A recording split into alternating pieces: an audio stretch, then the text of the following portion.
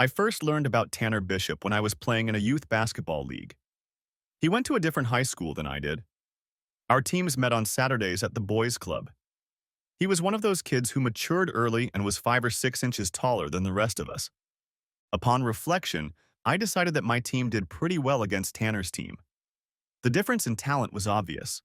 I also noticed that as soon as Tanner's team got ahead, he would start goofing around, showing off, passing from behind, throwing three-pointers, etc. We came back, and while the end result was not in doubt, we made it a little more competitive than it really should have been. We ended up at the same high school and both played football our freshman year. That's when I officially met Tanner. As I suspected, Tanner was big, athletic, and popular on the football field. Naturally, he was a quarterback. I, on the other hand, tried out for the running back position. Our coach used a two-guard system. We had a guy on our team named Nat Whitfield, who was the fastest at the running back position. I was the second fastest. I wasn't as fast as Nat, but I blocked well, protected Tanner when he passed, was a decent runner, and could catch a pass coming out of the backfield. Where Tanner was bright, I was steady. On defense, Tanner was an average halfback, and I played fullback. Many times while playing defense, he would try to make a spectacular save, and I would have to cover him from the fullback position. We were pretty good, and I started to get close to a group of players. Of course, the center of that group was Tanner. They say opposites attract, and although Tanner and I had a lot in common, personality-wise, we were almost opposites. He was a loud, popular, outgoing guy. I, on the other hand, was a bit of an introvert, staid, and certainly not flamboyant. But somehow we became good friends. Tanner was smart, but not always attentive. More than once I shared my notes with him or studied with him at the last minute to help him with an upcoming test. Usually it was some girl who was the cause of his inattention in class. The payback for helping him study was my social presence in Tanner's solar system. After school, at lunch, and at school dances, a crowd of girls and boys always gathered around Tanner. I was drawn into this social circle. Don't get me wrong, I wasn't a nerd, but compared to Tanner, we all looked a little pale in comparison. Through this socializing, I became a member of the popular crowd. For the first few years of high school, none of us had a girlfriend. We did all the social stuff that happens in high school, but we didn't have permanent life partners. That all changed in junior high. Out of the blue, and I'm still not sure how it started, Tanner had a girlfriend, Anne-Marie Dubois. Anne attended St. Cecilia Catholic School on the other side of town. The fact that she attended a Catholic school and not our school gave her a certain local exoticism. This exoticism was aided by her appearance as well. Anna was of average height, about 5 feet 7 inches. She had dark, almost black hair. She had olive skin and an attractive heart-shaped face, slightly almond-shaped eyes, and full lips. Very pretty, but it was her body that impressed me. Slender, with a slim waist and athletically strong physique. Homecoming was approaching, and Tanner was clearly in love with the beautiful Anna. I didn't have a date. One day, a week or so before the dance, Tanner and I were sitting in the cafeteria. "Max, do you have a date for next week's dance?" Tanner asked me. I sensed he was up to something. Although I considered him a close friend, perhaps my best friend, his interest in my well-being was rarely expressed out loud. It was a little unusual that he inquired about my status for the dance. "No, nothing yet," I told him. "We had a lot of great girls we went to school with, but none of them stood out to me." "In that case, Anna has a friend, Mia. She's really nice and isn't dating anyone right now," Tanner told me. "Tanner, I don't know her. I've never met her. She doesn't know me," I told him. "But what does she look like?" I asked. I guess I was curious. It turned out that Mia Battle was also a junior at St. Cecilia's School. Whereas Anna was athletically built and taller, Mia was petite. If Anna was a gorgeous girl, Mia could probably be called cute. Small, slender, and cute. We first met at McDonald's. Tanner and I came in together. Mia came with Anna. I guess physically I passed some kind of test with Mia, and of course she did too. The following Saturday we went to the prom with Tanner and Anna. In the evening after the dance, I told Mia that I had a good time. She replied that she had too. I liked her. She was fun and funny, and the fact that she went to a different school gave her a certain mystique about our school. I found out through Tanner that she liked me too. We started dating. St. Cecilia's School was having a Christmas ball. I guess since it was a religious school, they were allowed to not talk about Christmas. In our politically correct high school, any December performances had to be called winter performances. Nevertheless, at St. Cecilia's School, it was a big celebration, and Tanner and I were invited to the dance. The dance was not in some crappy high school gym, but in the ballroom of the Hilton Hotel downtown. We entered the ballroom, Tanner, Anna, Mia, and I was not prepared for the hostility from the men attending St. Cecilia's. We were treated as if we were a raid of marauders from another village, intent on stealing their women. We were made a few remarks as we passed by, but I didn't see a single friendly male face. I was dancing with Mia, and this guy, dark-haired and stocky, was in the way of my dancing. I politely gave Mia a place in the dance. After 2 dances, she joined me at our table. Later, we were dancing again, and the same guy tried to interfere again. "Michael, I'm dancing with my boyfriend Max," she said. "I already danced with you." "Another dance, me?" he asked, and tried to move over, pushing me slightly but also staring at Mia. "Hey," I said and pushed him away. "She doesn't want to dance with you," I told him. With those words, Michael turned to me with anger and malice in his eyes and punched me in the chin. For a second, I saw stars, but I didn't fall. Before he could hit me again, I grabbed him and pulled him to the ground. Mia screamed at both of us, and that's when Michael's buddies intervened. I felt my arms being grabbed and pulled away. He got one good kick in the leg as I was pulled away from him. Now 2 of Michael's buddies were holding my hands, and he still had the same angry look in his eyes as he moved towards me. And that's when Tanner intervened. I told him that Tanner was one of the biggest guys in school. He was still just as big and authoritative now. He pushed Michael away with force and ordered Michael's buddies to let me go. At that moment, one of the chaperones came up as well. The fight, if it could be called that, was officially over. The chaperones conferred, and I noticed one of Michael's buddies talking to one of the chaperones, probably one of the parents. The adult nods in agreement. The gist of the incident is this. Tanner and I were kicked out of the dance. Any protests we tried to make were quickly quashed. They have home field advantage. Mia and Anna kindly leave with us. As we walk out, I hear Michael say, "See you later, tough guy." We meet glances as all 4 of us leave the ballroom. I'm not used to having enemies. Even on the sports fields, I try to be a good sport and shake my opponent's hand, no matter how sharp the games get. It's a new experience. Tanner and Anna laugh as we walk out. Mia snuggles up to me hostess-like as we all walk out of the Hilton. "It's early and we're not full after the dance," Tanner declares. "Let's go to Bernie's Cafe." We pile into a booth at the cafe and talk a little about the dance. "Max, thanks for protecting me," Mia tells me, giving me a hug. Tanner and Anna laugh at the fight. "You really showed them, Tiger," Tanner comments with a laugh. "What was that asshole?" he asks. "Just some guy," Mia replies. "A little more than just some guy," Anna added. Then she told us the whole story. This guy, Michael Amechi, had been Mia's boyfriend for most of her sophomore year. Over the summer, she caught him with another girl and they broke up. He's been trying to get Mia back ever since. "Let's not talk about Michael," Mia interjected. "You're my boyfriend now," Mia declared, snuggling up to me on the cafe bench. Boyfriend. Apparently all it took was pushing some guy getting punched, and now my status had changed from dating to boyfriend. Meeting Michael Amechi seemed to have made an impression on Mia. She became more attentive and seemed happy to be with me. For a while we sat and ate and chatted. I hadn't spent so much time around Anna before. I noticed that, aside from her looks, she was also a sweet and considerate person. She asked if I had any bruises from the fight and looked concerned. I assured her that I was fine. We ended up having a good time. Even though we got kicked out of the dance, we still had fun. I also realized how much I liked Mia. That night, I saw a different side of her. A good side.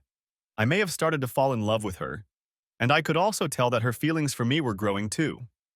I know. Just an innocent high school romance, but it was much deeper than that for me. As the weeks went by, I quickly realized that my time with Mia was the best moments. In addition to enjoying my time with Mia, our relationship was also growing. I got to know her family, and she got to know mine. We did the usual relationship stuff. Dinners with her family, events with mine, double dates with Tanner and Anna, and a lot of the usual relationship stuff. We also talked about the future. Junior year of high school began the preparation for college, taking exams, applying, and visiting college campuses. In my mind, our relationship was an integral part of the future. Perhaps for Mia, those thoughts weren't as strong. I was an only child. My parents and I were very close. We weren't a big, close-knit family. My dad had one sister who lived near us. My mom's family was from the Midwest, and we didn't see them very often. My dad had his own insurance agency, John Early Insurance. That summer, I started working in his office from 8 in the morning until noon, 3 days a week. The other 2 days of the work week, I helped out at my Aunt Helen's house. Aunt Helen never married and lived in an old house with a huge lot that had belonged to my grandparents, in a suburb that had once been a city. The city limits crossed Helen's lot many years ago. New neighborhoods had grown up around it. Her house stood in the center of a large multi-acre lot. Many developers were interested in this valuable piece of land. Helen had no intention of selling it. I was close to Aunt Helen, but she was strange. She was always whispering or humming something, but there was always some kind of noise coming from her. I was used to it, but it was pretty weird. With all that land, there was always something to do. When I came over to help, she would hand me a to-do list for the day. She was always nice, pleasant, and I could tell she liked me, but she never paid me a dime or thanked me when I finished a job. She always gave me an ice cream sandwich before she left. That was it. One day, coming back from Aunt Helen's, I said to Dad, "She never pays me anything." "Don't worry, you'll get paid," Dad told me. I wondered what he meant. Between working in Dad's office, helping Aunt Helen, and playing football on my own, my summer was full. But I still had time for Mia. I tried to see her every night if possible, but it was usually a few times a week. In retrospect, things were good with Mia and me. They just weren't developing. At the end of the summer, before football practice started, my family took a 2-week trip to California. We went there every year. This year, I was less excited. I'm going to miss Mia. As soon as we got back from vacation, football practice started. Tanner and I drove to practice together, and I realized we hadn't seen much of him over the summer. "How's Anna?" I asked him as I drove home on Monday. "She's fine," Tanner answered me nonchalantly. "What?" I replied. "When it happened, why didn't you tell me why?" I peppered him with questions. I was in shock at the whole thing. "Easy, Max," Tanner chuckled, looking at my confusion. "Hey, we're going to be seniors. I didn't want to be tied up in my last year of high school." He explained. "But damn, Tanner," I said. "Anna is beautiful and so sweet. She's perfect," I said. "Wow," he said. "I guess Max has a little crush on Anna." He looked around and smiled at me. "Tanner," I said, "it's not like that. It's just that you two are perfect for each other. I thought you and Anna had been dating for a while." I told him. "Max, we're in high school," he said. "High school relationships like that don't last long. There are a lot of girls out there. Sure, Anna is great, but we're too young to settle down. About 10 years from now, maybe." "But not now," he explained. I mulled over his words in silence as we drove home. I thought about Tanner and all those girls. I thought about Mia and our future. And I was also thinking about the beautiful Anna. I picked Mia up Saturday night after her first full week of football. I hadn't had time alone with her since my parents and I had gone to California. I couldn't wait to spend time with her. Mia seemed happy to see me, just a little reserved. Probably after the separation, I thought. We drove around town and chatted about my vacation and going back to school. Pretty innocent. After I drove her home, I couldn't escape the thought that things were a little off. Maybe we'd just been apart for too long. Maybe we need to regroup a little, I thought. I spent the next week calling and trying to get our relationship back on track, but something was still wrong. I asked her what was wrong. "I've just been busy going back to school and stuff," she replied. "My mom is driving me crazy," she added. "I see," I said, still feeling like something else had happened. "So, can we go out Saturday night?" I asked, trying to solidify our date. "Well, I don't know," she replied.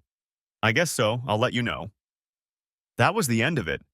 Before I could ask any more questions, she somehow excused herself and got off the phone. We were definitely not back to normal. Saturday morning, there was still no word from Mia. I called once, but there was no answer. I decided that I would drive straight to her house at the usual time. The door was opened by her mom. I always got along with Mrs. Battle. She looked at me with a puzzled expression on her face. Max? She asked. Hello, Mrs. Battle, I replied. Mia's not home, Max, she said to me. She had a confused look on her face, like she wanted to tell me something, thought about it, and decided to keep quiet. I'll tell Mia you stopped by. And with those words, she closed the door. I didn't miss the pitying expression on her face as the door closed. During my and Mia's relationship, one thing we always managed to do was communicate. If I texted her, she responded quickly. When we talked about problems, difficulties, minor mishaps, and things like that, we always discussed them. But now it was different. She was shutting me out. For a few minutes, I just sat in the car. The Mia I knew, and who had become so close to me, wouldn't treat me like this. We talked about the future. We talked about aligning our college plans. In some cases, we also talked about a future together after college. Career, home, marriage, and even children. Obviously, something was changing. I just didn't know what it was. Eventually, I left and headed home. I was in a daze. I told myself I wouldn't call her again and again. As much as I wanted to know what was going on, I wasn't going to be the pathetic, desperate guy who sacrifices his manhood. I told myself I wouldn't contact her until I got my first call from her. I pondered all of her actions, signs, unspoken feelings. Unfortunately, the logical conclusion was that we were breaking up. She just didn't have the decency to formalize the breakup. Our first football game was on Friday against Roosevelt. During practice that week, it was like I was in a fog. I wasn't concentrating, I wasn't playing aggressively, I was on the verge of staying on the bench. Somehow I mustered enough energy to keep playing, but with difficulty. We won the game, but it was a lot closer than it should have been. Roosevelt wasn't very good. I definitely didn't play well. I was supposed to be the brains of the defense. Poor execution on my part contributed to the game being very close. Over the next week, I received minimal texts from Mia. I was tired of the "what's going on? Are you upset?" etc. questions. I promised myself that I wouldn't whine or beg her to talk to me. She just insisted she was busy. The next week, we lost a football game to the Regis team. We should have beaten them by a margin of 2 touchdowns. After all, we had beaten them 34-10 last year. No matter how I analyzed the game, the reason for the loss was my poor play. Our next opponent was St. Cecilia High School. The St. Cecilia Crusaders were a well-known athletic powerhouse. It was a private school, and they were recruiting talented players. Our team, Washington, had a bit of a rivalry with the Crusaders. I wondered if Mia would be at the game. Over the past week, our communication had pretty much stopped. We started the game and they scored almost immediately, but at the end of the first quarter, we led 7-7. Their offense was led by the league's best quarterback, Gabriel Dante. Their running back was Michael Amechi, the same guy I got in a fight with at the Christmas party. Amechi was a muscular, straightforward runner. The Crusaders scored early in the second quarter. Our offense could do nothing against the tough Crusaders' defense. The quarter was coming to an end, and the Crusader offense took the lead. On our 9-yard line, the first field goal was scored. We all thought Dante would make the pass, but instead, Amechi tied the game. Tanner was on a double team, so he was offside. I saw the pass to Amechi. After hesitating a bit, I moved to fill the gap. Amechi tilted his head as our eyes met and ran right through me, scoring a touchdown. As I lay on the lawn, a jubilant Amechi ran up to me and stood over me, scattering trash. "Hey, tough guy," he hummed. "Not so tough now. Nice grip." I'm sure Mia enjoyed watching that game. "Ah, tough guy," he added with a laugh as his teammates surrounded him. Mia, I thought to myself. What does this have to do with Mia? It was halftime in the locker room and we were losing 21-7. Tanner stood up and addressed the team. "We played like crap in the first half of the game," he proclaimed. "We're better than that. This team is not that good. Stay focused and we will win," he continued. "Don't let this team outplay us." And with that comment, he looked right at me. I lowered my head, unable to look him in the eye. The point was clear. Ameche had literally run me over. Just as we were getting ready to leave the locker room to start the second half, Tanner grabbed me and pulled me aside. "Max, you need to get your head out of your ass and focus," he told me. I started nodding in passive agreement. This time he pushed me towards the lockers and looked me straight in the eye. You know Mia is back with Amechi, Tanner told me. He wants to humiliate you in front of her. Now you have a choice. You can be in love and feel sorry for yourself. Or you can let Amechi know he's into football. Max, you're the smartest guy I know. Focus, for God's sake, he said to me. And with those words, he joined the team on the field. His words lodged deeply in my brain. I faltered as Mia turned back to Michael Ameche. And here was Amechi running right at me and taunting me. And all I did was feel sorry for myself. A new emotion blossomed deep inside me as I ran out for the second half. It was anger. Anger at myself, at the Crusaders, at Ameche, but most of all, at Mia. We scored right away at the start of the second half, and then it seemed like neither team could continue the offense. About halfway through the third quarter, I saw that the Crusaders had lined up in an unusual formation. I memorized it from the videotape of the game. I quickly told Nat, our cornerback, to go one-on-one with Perkins, their wide receiver. I'll cover him, I told him. He looked at me, eyes wide, and nodded. As Perkins and Nat rushed past me, I sped up and moved toward the flat. And lo and behold, just like on the tape, Ameche stepped out onto the flat surface. Dante's pass was a little high, and Ameche had to bounce a little, but he caught the ball. Meanwhile, I was quickly approaching him from my position as a free defender. Everything around me slowed down, even though I was moving at full speed. I could see Ameche jumping and following the ball as he moved to catch it. Instinct was telling me to hit it lower. Last time, the ball flew over me when I hit higher. I won't do that again. I saw that his left foot was firmly on the turf, and all my weight came on that foot, holding it up for a moment. I lunged at that left foot at full speed. She didn't stand a chance. The first sound I heard was the crack of breaking bone and the crunch of cartilage, followed by Ameche's scream. Ameche lost his balance, and I quickly scooped up the ball and ran 57 yards for a touchdown. As I ran toward my teammates, I looked back into the stands at St. Cecilia High School. I saw a dark-haired Mia looking at me with tears in her eyes. Unable to resist, I smiled at her. Ameche was carried off the field on a stretcher. This seemed to snatch the life from St. Cecilia's. The final score was 35-24 Washington. As we lined up to shake hands, there were a few angry comments. Last in line was a guy who I knew was Ameche's buddy. I couldn't help it, I was still so angry. Hey Jordan, I turned to Ameche's buddy. Tell Michael I hope he gets better soon, I said, with obviously contrived sincerity. Screw you, asshole, was all the guy said. Despite my bravado during the game, I was deeply hurt by Mia's betrayal. I had a horrible feeling that it would be a long time before things got better. They say the opposite of love is indifference, but not for me. It was hate. High school flew by, as did 4 years of college. I had always planned to work with my dad at an insurance office. I majored in finance. Many of my friends and classmates changed majors in college. I, on the other hand, knew what I was going to do, and that brought me a certain amount of satisfaction. Throughout high school and college, I never had a serious girlfriend. The experience with Mia had left a scar in me. I had been betrayed. I put so much emotion and energy into our relationship, and then she cheated on me. She didn't even have the decency to properly break up with me. I learned not to trust women. I never talked to her to find out what happened.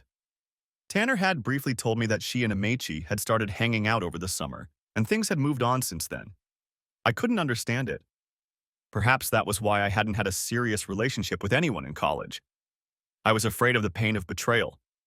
The only satisfaction for me was the realization that I had completely ruined Michael Ameche's chances of playing college football. True, I saw him once, and he was walking with a limp. Good. Speaking of college football, Tanner got a scholarship to play football at a small college in Texas. He and I rarely socialized in college, but when we did, it was just like old times. Tanner decided to major in construction management. I graduated from college with a bachelor's degree in finance and dove headfirst into work. My father had a solid business, and I began networking with some of his clients. I was hardworking, sincere, and tried to be an individual. I saw a very good future waiting for me at John Early Insurance. Then tragedy came to our family. At the age of just under 60, Aunt Helen passed away quietly in her sleep one April night. Her heart had failed. It was a sad time for us. We were not a large family. At holidays and celebrations, it was usually just mom and dad, Aunt Helen and me. Now, her quirky personality that we all loved began to be missed. A few weeks after her death, Dad and I met with Helen's attorney. For some reason, Dad insisted that I accompany him to this meeting. Helen had a small investment account that she had left to my father. But the surprise in her will was that her house and all 9.7 acres of prime real estate went to me. To say I was shocked is an understatement. As we were leaving the law office, my father put his arm around my shoulders and said, "Remember how you once told me that Aunt Helen never paid you for all your help?" He asked. I nodded affirmatively. "So, son, I think you just got paid," he told me. I had inherited not only the house and land, but all of Aunt Helen's property. I now appreciated the house from a completely different perspective. Before, it had always been Aunt Helen's house with flowery curtains, cabinets filled with china, and lace doilies. Now it was mine. It was far from a bachelor pad. I had a job. Between owning a house and working at an insurance agency, I was busy. One thing I noticed at work was that my father continued to do what he had been doing for the past 25 years. Times were changing rapidly in the financial products industry, and while my father would likely be serving his clients until his retirement, in order for the business to thrive and grow, we had to be prepared for change. One of the first things I did was to take a thorough look at our office. It was outdated. The windows flaunted old, wide beige Venetian blinds. On the glass front door hung a small cardboard clock with moving hands signaling our return. Straight out of the 60s. I thought one of the important things was to make a favorable first impression. The landscaping in front of the front door was very dated. Large area overgrown with bark, with cracked cement walkway. Porch with outdated wooden railing. On either side of the front door stood two bright brass-covered colonial lanterns. Neither of them pointed straight up. The whole thing looked old-fashioned and cheap. It was the first thing I had to do to update the business. We needed to create a different first impression. I called several landscape architects to take a look, give their thoughts, and suggest a design. To my surprise, when the second of the three landscape firm representatives showed up for our first meeting, I saw that it was Anne Dubois, Mia's high school friend. At first, I was stunned to see her. All of Mia's negative experiences flashed through my mind. I immediately felt uncomfortable. I felt myself blushing as we came face to face. "Max, oh my God," she said. "Is that really you?" she asked with genuine warmth. Ignoring my outstretched hand, she enclosed me in a very nice hug. I immediately began to relax. I remembered the kindness Anna had shown when we were teenagers. "How are you doing?" she asked. "You look great, so it's none of your business?" She peppered me with questions. We spent a few minutes figuring things out. She had a degree in architecture and was in graduate school for landscape architecture. She had an apartment in the city and was working as a designer at GL2 Architecture. I briefly told her about my work, but quickly changed the subject to our office and some of my ideas for what I wanted to do for our front entrance. Anna seemed a little surprised that I switched to business so quickly. She asked a few questions, took some notes, and said she would have preliminary sketches by Friday. "It was so good to see you, Max," she told me with a wide smile on her face. "I'll call you at the end of the week." She continued. Another brief hug, and she was gone. Anna looked even better than she did in high school. Same beautiful face and same beautiful body, I thought. Careful, I said to myself. The memories of my experience with Mia were no longer fresh, but still strong. The first architect came in with a huge estimate, so I crossed him off the list. The third postponed the appointment.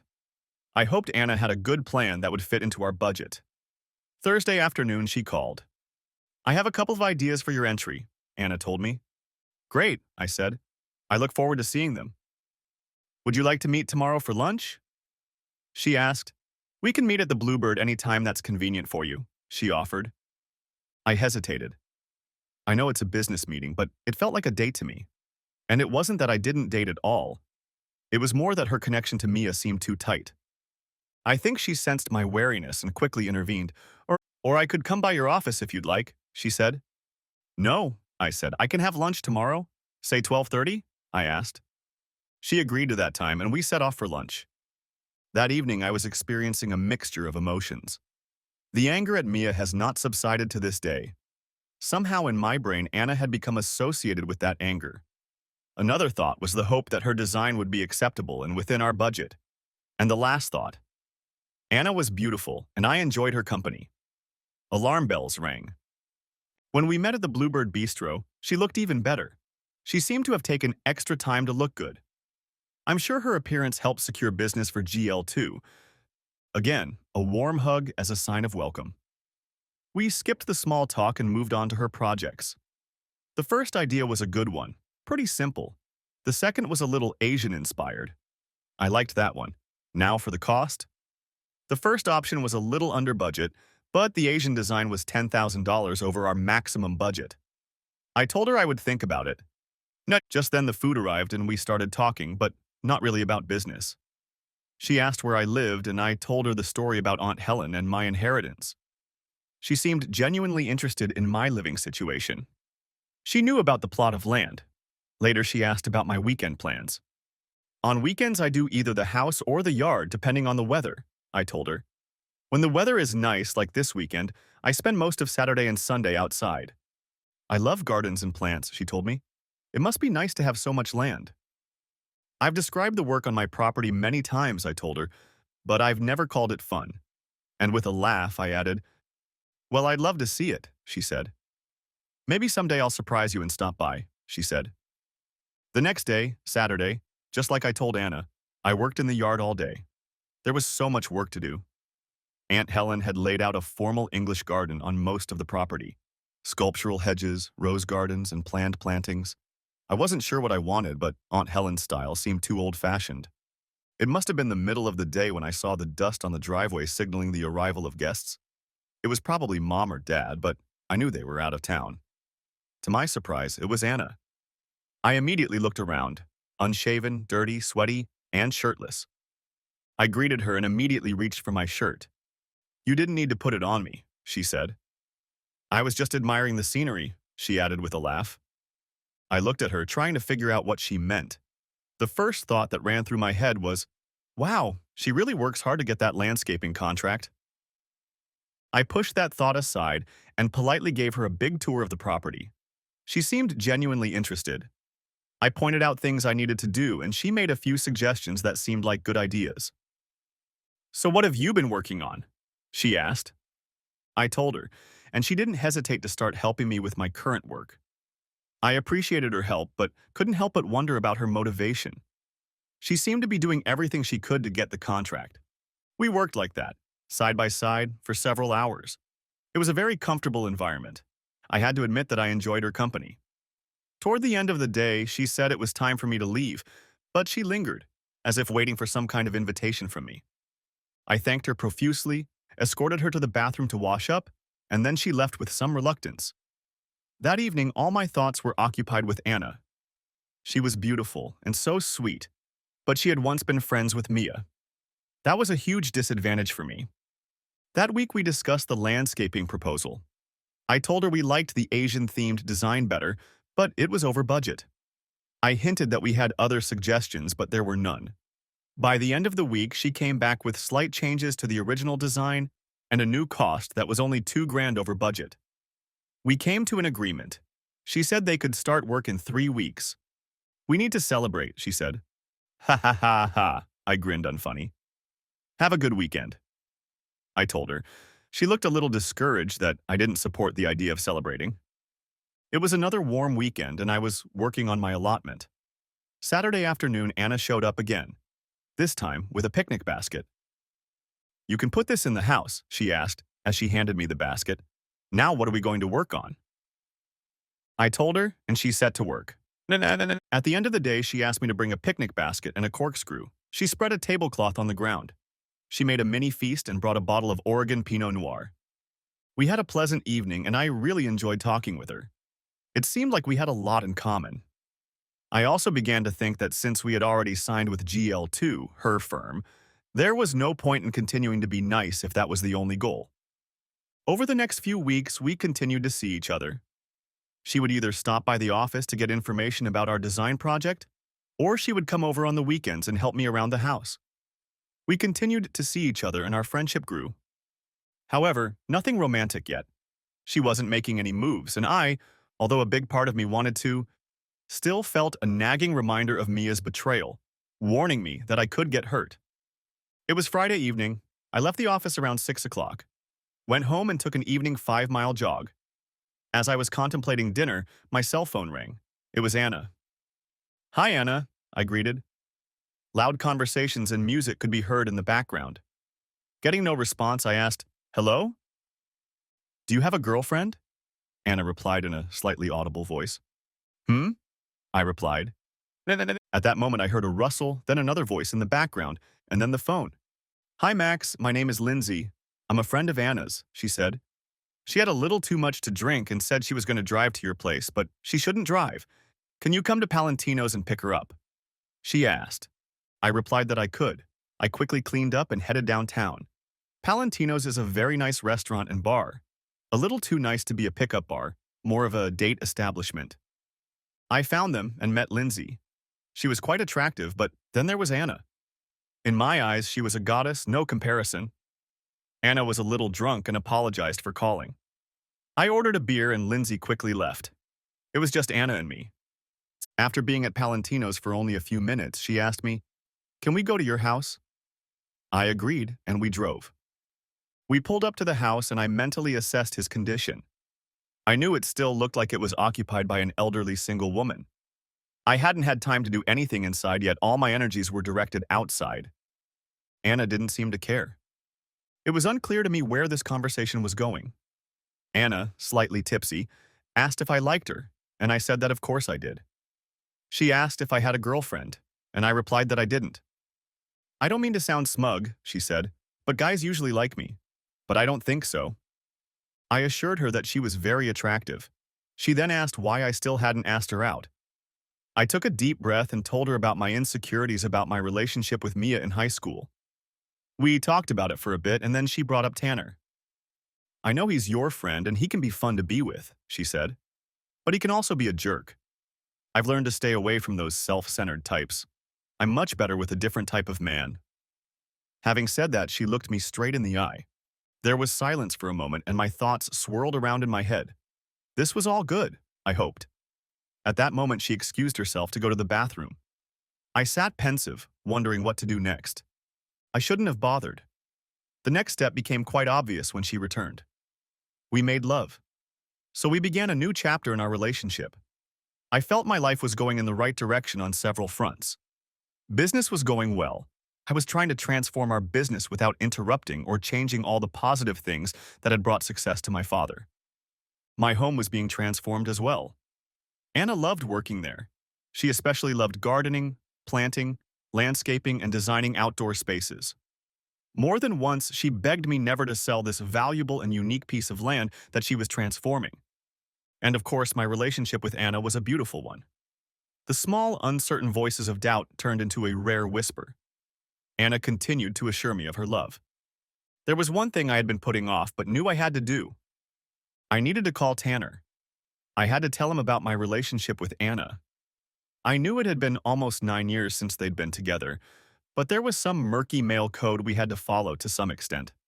I was dating his ex-girlfriend. As far as I knew, there was no statute of limitations. I had to call him. Tanner lived in Texas. He worked for a big real estate developer on the outskirts of Houston. In my infrequent conversations with him, it looked like things were going well. He claimed he liked it in Texas, but at some point he wouldn't mind moving back to the Pacific Northwest. I made the call. After a few minutes, I started talking about the reason for my call. "Tanner," I began. "I'd like to talk to you about something," I said. There was a pause, and he fell silent. "Well, I wanted to let you know that I'm in a relationship with Anna," I told him. "Dubois?" he exclaimed after a pause. I could hear the disbelief in his tone. "Yes, with Anna from St. Cecilia's School," I said. No. Silence hung on the line at first, and then I heard the rudiments of a giggle coming from Tanner. "Well, congratulations," he said. "She's a wonderful girl. I'm proud of you. I know you've been wary of women for a while." He continued. We talked for a few more minutes, and his casual acceptance of my and Anna's relationship dispelled all my fears. When we finished talking, he said, "I'm going to have to get up and visit you all soon." Visit you? It looked like Tanner was starting to like Texas. Months went by, and our relationship seemed to continue to grow. Anna took over the garden and landscaping at my house. We worked side by side to change the whole vibe of the place. We were a team working together. I had been thinking about making an offer, and discussing it with Tanner seemed to remove one of the obstacles. Now that everything was in place, I had no doubts. My trust issues had all but disappeared. Anna's assurances that she had feelings for me had extinguished any vestiges of insecurity in me. I started looking for the ring. One of the byproducts of a business like insurance is that you meet a lot of people, and you also have to promote yourself to those people. It was always nice when I really liked the person I was doing business with. One of my new friend's clients was a slightly older man named Greg Boston. I first met Greg when I was a client of his. He was building a work shed for me on my property. One evening when he finished the job, we had a beer and got to talking. I told him about my business, and he ended up becoming my client. More importantly, he became a good friend of mine. Greg went from doing small remodeling jobs like he did for me to building houses. In our neighborhood, the key to being a successful builder was buildable land. Greg always good-naturedly asked me if I ever wanted to sell the land. I politely declined. Eventually, I made an offer, and a happy, overjoyed Anna accepted. Now we had to get down to the business of organizing the wedding. Anna and her mom did most of that work. I became so good friends with Greg that I asked him to be my best man. Tanner, I asked to be my best man. One day during the wedding preparations, Anna and I were walking around the barn that Greg had built. She turned to me with a serious look on her face. "Max, I need to talk to you about something," she said to me. Oh, now what?" I gave her a silent nod. "It's about the guest list, and Mia," she said. A wave of relief swept over me, and here I thought it was something serious. "I have to invite Mia and her husband," she said. "I've known Mia most of my life. She won't be a bridesmaid or anything, just a guest." She looked at me intently. I thought for a moment. I knew that Anna was still friends with Mia, if not to say friends. I also knew that Mia had married that asshole Michael Ameche. And I also knew that their friendship had weakened mainly because Anna knew how much I disliked Mia. I discovered another thing. When Anna didn't want to answer a question, she would answer a question with a question. I first suspected this when she was out with friends one evening. When she got home, I asked who she was with. "Why do you need to know that?" she replied. I suspected that Mia was with a group of friends. I let it pass my ears because I knew she was trying to protect me. But that trait of hers was worth noting. I paused and said, "Of course she's your old friend. I understand her need to be present." I took the upper hand. "Thank you," she said. The wedding was wonderful. We played it on our grounds. The gardens and grounds looked fantastic. Anna did a great job with the landscaping and was proud of the work she had done. The wedding gave her the opportunity to show how she had transformed everything. There were a few people among the guests who were noteworthy. First, Tanner, my good high school friend and Anna's ex-boyfriend. Tanner's outgoing personality quickly dispelled any awkwardness about Anna and Tanner's longtime friendship. Speaking of character, even though he was wearing a tuxedo, the Texas influence was obvious. Along with the tuxedo, he was wearing a Stetson hat and black cowboy boots. I lost count of how many times he said "y'all," but he managed it. I'd forgotten how much fun Tanner could be. He'd also brought a date, a stunning blonde with a European accent. Her name was Greta St. Kitts. She was gorgeous. And although I thought my Anna was beautiful, I hate to say it, she looked a little plain next to Greta. And then I realized I should greet Mia and Michael. I had avoided any contact or conversation about them since middle school. "Congratulations, buddy," Ameche said to me, and held out his hand. "Thanks, Michael," I said and shook the outstretched hand. Mia headed towards me for a hug. I quickly extended my hand in greeting. She hesitated for a moment and then shook my hand. "You look beautiful, Mia," I said in greeting. She looked at me, as if confused and not believing my sincerity. She opened her mouth to say something, looked around, and fell silent. "What kind of business are you in?" Ameche asked me. I briefly told him about my insurance agency and then felt compelled to answer the question. That was a mistake. Ameche spent almost 15 minutes talking about his job and how good he was at it. He worked in property management for a company I had heard of, Winegrass Properties. I remembered his friendship with Jordan Winegrass from my high school days. The company had a dubious reputation as a slumlord who used, at best, unethical methods to acquire real estate. Michael never said anything about it. The owner of the company was Jordan's father, Sidney. "Stop by sometime," Ameche told me. "Maybe you can save us some insurance money." And he held out a business card to me. I nodded in affirmation, knowing full well that I wanted nothing to do with either Ameche or Winegrass. Another guest I should mention was our receptionist in the insurance office, Yasmin Reynosa. She was wonderful, hardworking, with a slight accent and just over 5 feet tall. She worked for us for almost 2 years and became an invaluable member of the company. I never met her husband, saw him a couple times when he picked her up after work and waved at him, but that was it. Yasmin introduced me to her husband, Angel. If I had to guess by looking at him, I'd say Angel Reynosa might be in a gang. Tattoos covered his arms and ran down his neck. He also had a rugged look, but the conversation was very polite. "Where are you going on your honeymoon?" Angel asked. Angel asked. Angel asked. Angel asked. I told him we were going to Hawaii. He seemed genuinely interested and started asking me about the trip. I told him a little about where we were going and what we would be doing. As we talked, he hugged a miniature Yasmin. "Someday, baby," he said to Yasmin, "I'm going to take you there." He said it with such sincerity that it touched me. The rest of the wedding went great. We had a good time and the guests seemed to enjoy themselves too. We honeymooned, as I told Reynos, in Hawaii, and had a wonderful time. It was over and we went back to our normal lives, only now I was married. Our married life was wonderful. We were both working full-time. We worked out a little plan to fix up the house and grounds. Anna seemed to be more motivated than I was to take on the work that needed to be done while we transformed Aunt Helen's old house. After the wedding, the photographer we hired asked to come over and take some shots of the grounds. He was impressed. He explained that they were writing an article for the Sunday paper and were looking for unique scenery. Anna was thrilled, plus it was free advertising for her and her GL2 landscape architecture firm. Anna spent every spare hour before the photo shoot working on the gardens. When the photo shoot ran in the Sunday paper, Anna appeared in 2 images. Her photogenic beauty, I think, was one of the reasons for her appearance. Also, she was quoted several times in the newspaper article. She seemed to be a born media specialist.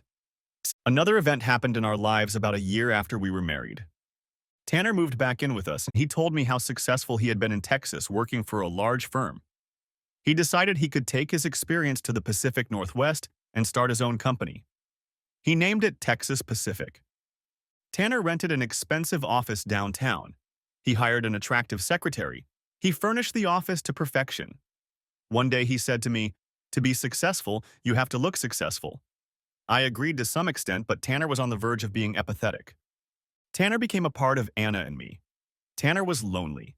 The glamorous Greta St. Kitts and Tanner were no longer together. I had my moments of jealousy, but for the most part, I was at peace with Tanner, Anna, and me being together. I also became Tanner's insurance agent. I insured his personal property as well as his business. Tanner was categorized as a high-maintenance customer. I was constantly calling him because I needed to pay an insurance premium. Several times I had to drive to his office and ask him to give me a check so I could make sure he was uninsured.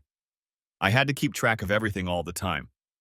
It wasn't my job, but I did it for Tanner. You miss a payment, the insurance goes away. One evening, Anna, Tanner, and I were at our house, sipping wine and talking about our professional and life goals. I said, "I love helping people make good financial choices in their lives. I don't think I'll ever get rich, but I love what I do and I love seeing the people I've helped become successful. I'm happy with a quiet life." After standing for a while, Anna said, "Someday, I want to start my own landscaping company. I want to be known in the community. I want my work to be shown and discussed. I guess I want to be famous in some way." She laughed a little as she said this, but I knew she meant it. After a few minutes, Tanner spoke up. "I'm a little different from both of you," he said. And he spoke in a very uncharacteristically sincere voice. "I want to make so much money that I don't have to do anything I don't feel like doing. I want to have a big score. I want to know that I can leave the business at any time and that it won't affect my lifestyle. That's what I want." I looked at Tanner in silence, and even though we were good friends, I realized how different we were. Months went by, and months added up to years. I often thought about that impromptu conversation about goals that took place between me, Tanner, and Anna that June evening. I felt that while my goals may not have been so lofty, I was achieving them. Things were going well at the insurance agency. My father worked 20 to 30 hours a week. He would come in the morning around 9 o'clock with the newspaper. I continued to get new clients and was constantly coming up with ideas to expand the business. Anna, too, was working toward her goals. Less than a year ago, she left GL2 and became self-sufficient. With the help of my friend Greg Boston, the shed was turned into a full office. The shed stands among the many garden structures she has created on my property. It became a great place for Anne and her business to showcase her landscaping abilities. She landed several contracts for landscaping our backyard while a client wandered the grounds. That left Tanner. As far as I could tell, things were going well for Tanner. He was always active and constantly working on some project or development. From my business dealings with him, I knew that his cash flow became quite shaky at times. As I said, I constantly had to remind him to pay his bonus. I wouldn't call him disorganized, rather he was just heavily leveraged. But I knew his goal. He wanted to make a big score. One evening in mid-May, he called me and suggested we meet for drinks. He wanted to talk to me about something. "Let's meet at the Evergreen around 6 p.m., he told me. Evergreen was a nice bar and restaurant geared towards young party people. Not my choice, but it was okay. "Max, what's up?" He gave me a hug as a greeting and we sat down. I knew Tanner well enough to know he was in his aggressive salesman mode. I knew he wanted something, I just didn't know what exactly yet. "I may have the deal of a lifetime," he began, rubbing his palms together. "It's a little complicated, but it's guaranteed to pay off. I wanted to give you a chance to get in on the deal, Max," he told me. I didn't doubt that Tanner considered me a good friend, but I'd spent enough time with him to realize that being part of this deal wasn't proof of our friendship. He wanted something from me. Tanner told me that he had an option on a valuable piece of real estate on the island of Kauai, in Hawaii. The widow of one of the principals of the firm he worked for in Texas owned the property and was thinking of selling it. Tanner had befriended her and always told her that if she wanted to sell the property, she should ask him first. He seemed to have succeeded in charming the elderly widow. Now she was offering the land to Tanner. "She wants $1 million for the lot," he excitedly informed me. "It should be worth 2 or 3 times that. It's on a beautiful sandy beach. When we build something, we'll get at least $5 million for a house on the beach," he explained. He pulled out a folder and showed me pictures of this bare plot of land, overgrown with shrubs and palm trees. The blue-green sea glistened in the background. I realized how special this property was. "I can take out some loans and raise $500,000 with the money I have," Tanner told me. "If you put in $500,000, we can buy the property 50/50ths. I'll create high-end real estate marketing materials. We'll sell the beach properties, and in a minimum of 1 year, your money will double. Maximum in 18 months. He continued. His eyes followed my reaction. His enthusiasm was contagious in a way. I sat back and thought for a moment. He continued to add cogent comments as I mulled over his suggestion. "Tanner," I began. "Wow, you caught me off guard. It really is a beautiful estate, but $500,000 is a lot of money. I don't have the ability to get that amount right away. It would take a large secured loan," I told him. All the while, he was nodding his head, trying to convey his excitement to me. He talked for a few more minutes about the deal, the property, and the profits. Finally, I told him that I needed to talk to Anna and think it over. For the rest of the evening, Tanner was on edge. He was enthusiastic about everything. He was in serious sales mode. "Max," he exclaimed, "you're my best friend. We've known each other for a long time. I truly believe this will be good for us," he told me. I said I'd contact him tomorrow, but it was funny that the more he convinced me, the more apprehensive I became about going into partnership with Tanner. Later that evening, I told Anna about Tanner's offer. She was curious about it. If nothing else, she was more interested in the opportunity than I was. I, on the other hand, had mixed feelings, and the more I thought about it, the less enthusiastic I became. I would get some sleep. By mid-morning, I decided to turn down the offer to invest in real estate for many reasons. The main reasons were 2. I was too conservative in my investment philosophy. And the second reason was that I was worried that it might damage my friendship with Tanner in the long run if problems arose. I wrote Tanner and asked if he would agree to meet for lunch. He said yes. I knew he would be disappointed when I told him no, but I wasn't prepared for him to be disappointed. He got angry. Exactly, he told me. How can you turn down a $500,000 profit? The friendliness had long since vanished. Now he doubted my intelligence and common sense. Finally, he played his last card. He questioned my friendship. When I tried to explain my concerns about how this deal could affect our friendship, he dismissed my arguments. The more annoyed he became at my refusal to join his deal, the more I was sure I had made the right decision. Tanner, I said to him at last, if it's as solid a deal as you describe, surely you'll have many more willing to cooperate with you. He just stared at me. I could see that my words made him angry, but I didn't know why. Even Anna thinks it's a good deal, he told me. Anna? I asked. Have you talked to Anna about this? I asked. Since when did he talk to Anna about such things? An emotion flashed through my brain that I thought I was long done with. Jealousy. He tried to explain that he wanted her landscaping ideas for the proposed site. Ha, I thought. I'll have to listen to Anna. When we left the house, he was no longer as enthusiastic as he had been the night before. Now there was a small gap separating our friendship. It would be interesting to see how things worked out.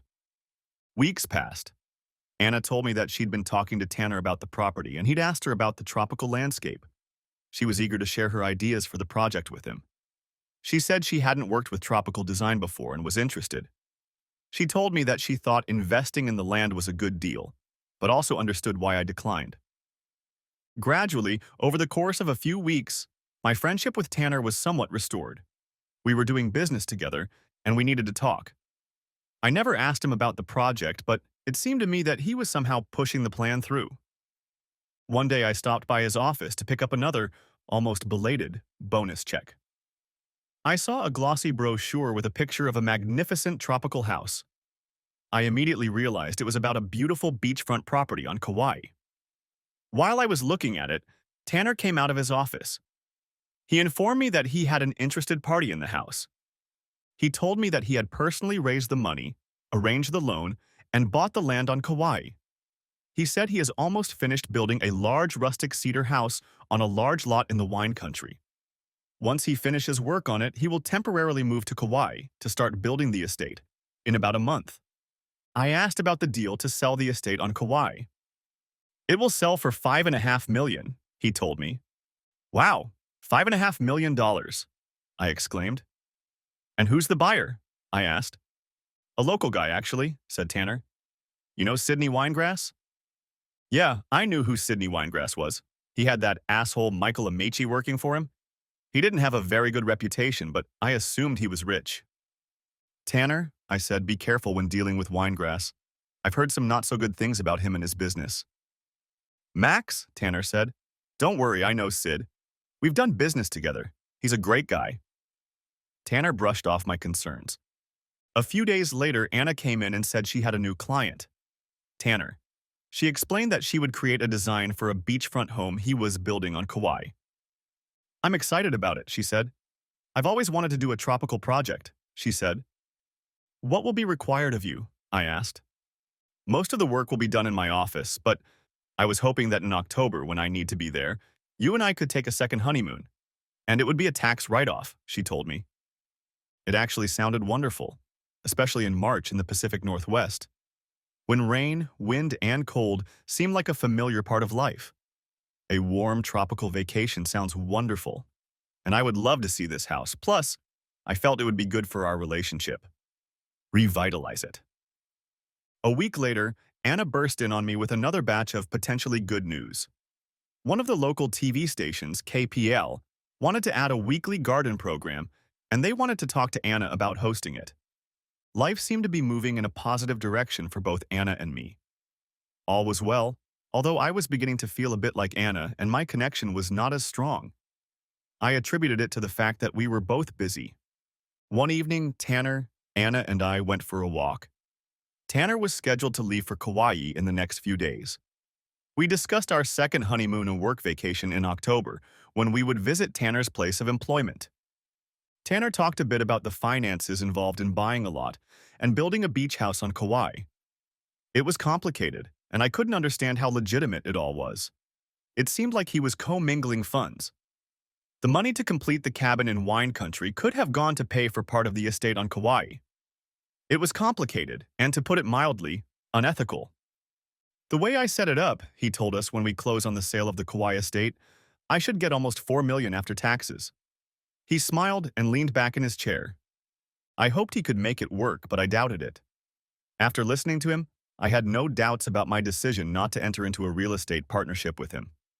As we parted ways with Tanner and drove home, I voiced some of my concerns about Tanner's risky deal. "Can't you just be happy for him?" Anna said. "Just because he's taking a bigger risk than you don't mean he's doing the wrong thing," she told me. I didn't say anything back. I was surprised by her defense of Tanner. A few months later, Anna was interviewed by a local TV station, KPL, which was looking for a gardener to host a weekly program on Fridays. The idea was to get local garden centers to sponsor the program and encourage homeowners to plan garden projects for the upcoming weekend. She was nervous and excited. Anna looked great and was photogenic, and that was going to play in her favor. She also had beautiful gardens on my property that she had created to serve as a backdrop for her weekly gardening tips. And she also had a shed office that could be converted into a makeshift studio. In early September, she was contacted by KPL and offered a contract to host a weekly program, In the Garden with Anna, beginning in late November through the holidays and then again in late winter. Anna was thrilled.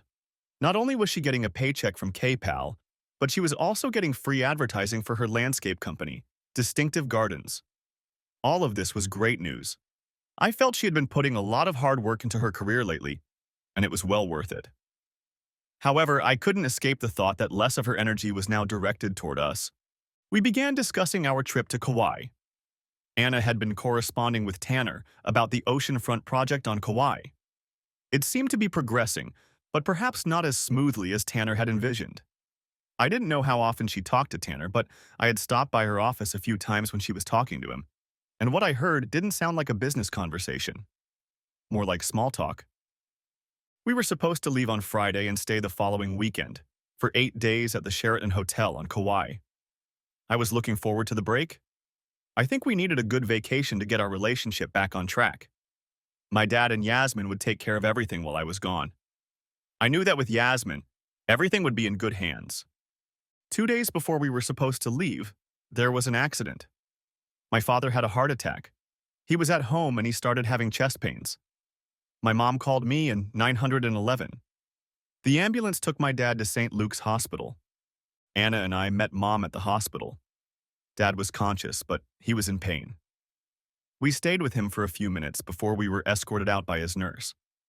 Later, we met with a cardiologist, and he said my dad would be in the hospital for a few days and then on bed rest at home. Anna and I knew what that meant. A trip to Kauai was out of the question. Not only did I have to support my parents, but I had to work at the office for a whole week. Anna said she'd stay home too, but we both knew she needed to be on site and oversee the landscaping. I was busy with my dad. We both decided she should go and then try to get home as soon as possible. We would celebrate our second honeymoon at another time. My father was still in the hospital when I took Anna to the airport. I was consumed with worrying about my father's health and didn't think about Anna's trip. During the trip, I tried to focus on her, telling her how much I would miss her and asking for time to relax and enjoy Hawaii. We said goodbye to her with hugs and kisses. She quickly disappeared into the long security screening line at the airport. I promised to call her every day. I went back to my father's bedside. On Saturday, my father was discharged with clear instructions to follow bed rest. The doctors were considering surgical options, including bypass surgery.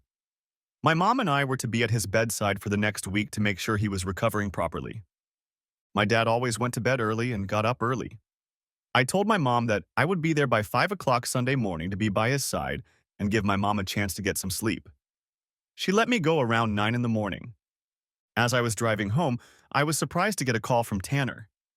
He asked about my dad and then asked me to stop by a construction site in wine country where he was just finishing putting up a big cedar house. He needed something the inspector had left behind. I told him I would be with my father today, but I could pick him up next week. He replied that any time during the week. I also told him that his insurance premium was overdue.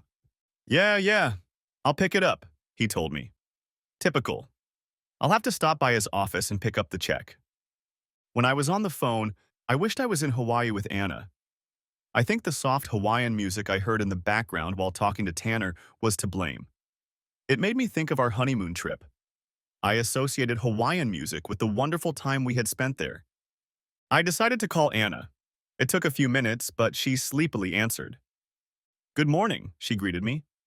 And then it came to me that it was still early there. There is a 3-hour time difference between Hawaii and the West Coast. It was only 6 in the morning on Kauai. I forgot how early it is. I'm sorry, I told her. That's okay. How's your dad? She asked. We continued talking about my dad and her trip. I longed to be with her. I envisioned the open doors to the balcony, the warm breeze, the sound of the ocean, the tropical smell in the air, and the constant, beautiful Hawaiian music. We were just talking, and I was about to discuss a couple more things with her when my mom called, and I had to disconnect. I'll call you later, I told her, and switched to talking to Mom. I had lunch with Dad while Mom ran errands. When she came back, she asked if I could do some chores around the house while she babysat Dad. I agreed and thought of Anna on Kauai, wishing I could be there again.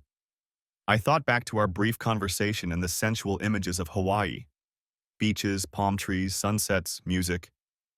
Music? I started thinking about music. I remembered the music playing in the background when I was talking to Anna.